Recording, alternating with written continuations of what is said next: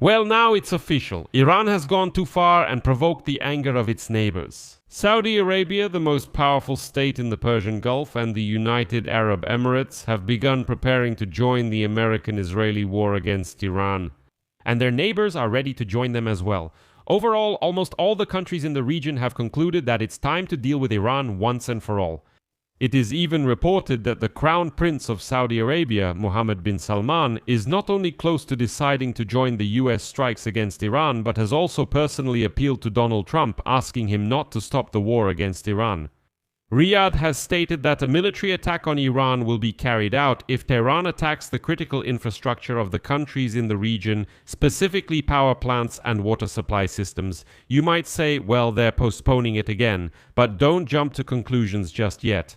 The fact is that such a threat from the Gulf countries gives Donald Trump more cards to play.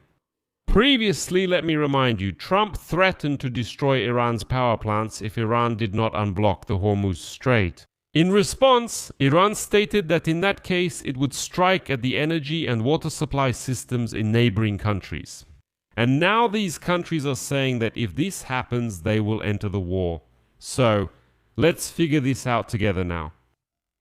I'm Pechiy, let's discuss this together. But before we start this episode, I want to ask you to support the work of this YouTube channel by subscribing or with your donation or sponsorship on YouTube.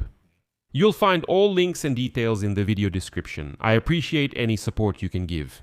But do it at the end of the episode if you think it was interesting and useful for you, and also subscribe to my Telegram channel Pechiy News. The link to it is also in the description of this video. There we publish breaking news as it comes in.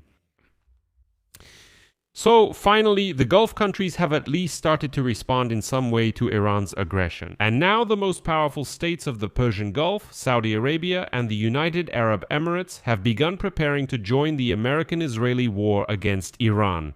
As officials from these countries stated, a military attack on Iran will be carried out if Tehran attacks the critical infrastructure of the region's countries, such as power plants and water supply systems. Let me say right away that Iran has already struck ports, energy facilities, and airports of the Persian Gulf countries.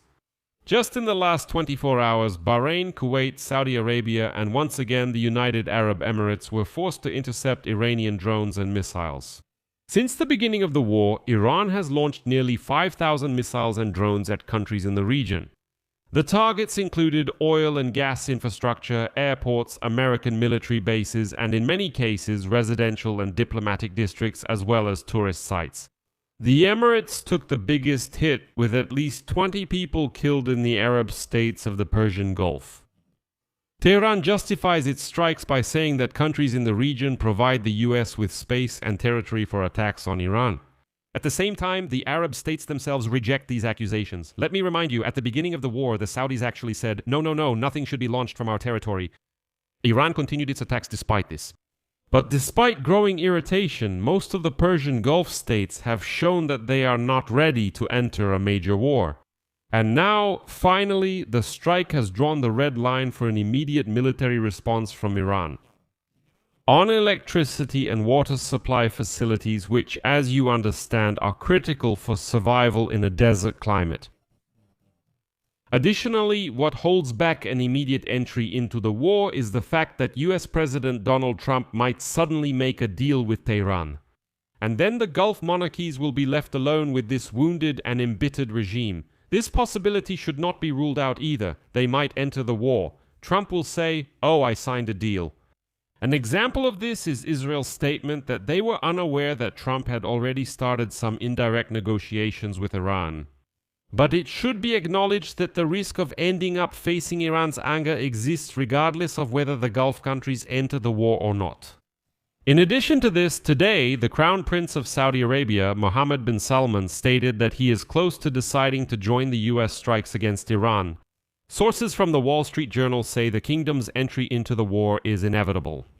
At the same time, before the start of the US and Israeli military operation against Tehran, the Saudi authorities refused to allow American forces to use their bases and airspace for bombing Iran.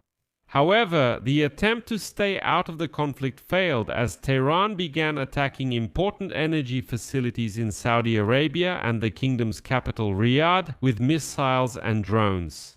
As a result, Saudi Arabia allowed American forces to use King Fahd Air Base in the west of the Arabian Peninsula.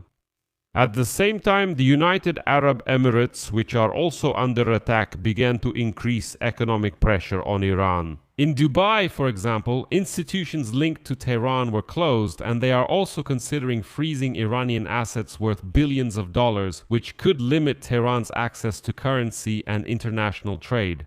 In addition, the Emirates are discussing the possibility of sending their troops to confront Iran and are discouraging the US from a ceasefire until Iran's military potential is destroyed. The actions of the Emirates and Saudi Arabia show that the Arab monarchies are indeed becoming more deeply involved in the US and Israel operation against Iran.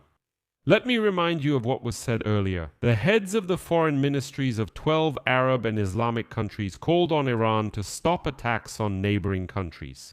Otherwise, they threatened Tehran with serious consequences that would affect the security of the entire Middle East. This is where the most important part starts. It may seem that Saudi Arabia and the United Arab Emirates are showing weakness again. The idea is that if Iran strikes their energy infrastructure and desalination plants, only then will they enter the war. They say there have been many strikes, yet they still haven't entered. Now they're apparently moving the red line again. But in reality, such a statement from these two countries is a good trump card for Donald Trump in negotiations with Iran.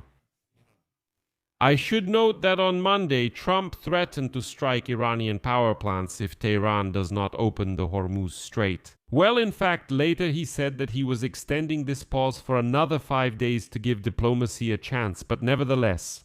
So the threat was that if you don't open the Hormuz Strait, I will strike your power plants.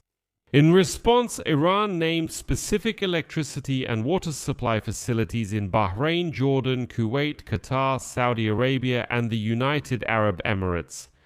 Specific ones that it will strike in case of escalation if the US really attacks their power plants. So now Iran has a response. If it carries out these threats, then at least 2 more countries will join the war against it.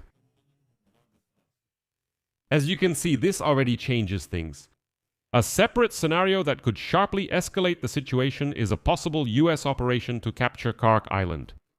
90% of Iranian oil exports go through it. According to a senior Iranian official close to the country's security apparatus, US troops for this mission will most likely be deployed from the United Arab Emirates, where the Al Dhafra air base is located. As a result, Iran stated that if the Emirates allow their territory to be used for such an operation, Iran will deliver a devastating strike against the Emirates. Moreover, if the US seizes the island, Iran is ready to bomb it even at the cost of huge economic losses for its own regime. So, you need to understand that their main goal is to survive, to ensure the survival of the regime, not the people, not the country, but the regime itself. It's also important to highlight one interesting point here. Only against the backdrop of missile strikes did the United Arab Emirates report the dismantling of a terrorist network that was financed by Lebanese Hezbollah and Iran. Kuwait, in the same week, announced the exposure of cells linked to Hezbollah that were planning sabotage and a terrorist attack on the country's critical infrastructure. But there's an important question here. Did the Emirates and Kuwait really not know that the Iranian proxy forces were operating on their territory, and not just for weeks, but definitely for years? You understand, of course, that this is a rhetorical question. Oman stands apart in this story, as it has actually chosen a course of rapprochement with Iran. Last week, there was a meeting of the foreign ministers of the Persian Gulf countries. Everyone was there, including representatives from Egypt, Pakistan, and Turkey. But Oman was the only country to ignore this meeting. As a result, the Saudi Arabian Foreign Minister Prince Faisal bin Farhan stated, and I quote, "I believe it is important for the Iranians to understand that the kingdom, as well as its partners who have been attacked, have very significant potential and capabilities that they can use if they choose to do so. The patience being shown is not unlimited." But the United Arab Emirates Foreign Minister Sheikh Abdullah bin Zayed was much more outspoken here, calling things, by their proper names. Quote, We will never be intimidated by a group of terrorists. Our country will not be satisfied with a ceasefire without a long-term solution to the nuclear threat from Iran, its missiles, drones, and intimidation in the Strait. This is not our war, but Iran is making it ours. If Iran continues attacks on Gulf countries and blocks the Strait of Hormuz, regional states may be forced to form a military coalition to counter Tehran's state terrorism. Конец цитаты. I'll leave it at that. Share your opinions and conclusions in the comments below this episode, subscribe to the channel, hit the bell, and don't forget to like. If you want to support the work of this YouTube channel, I would be grateful. You can do this through donations, subscriptions, cryptocurrency, or YouTube sponsorship. All the links and details on how to do this are in the description of this video. That's all for now. Take care of yourselves. Goodbye, everyone.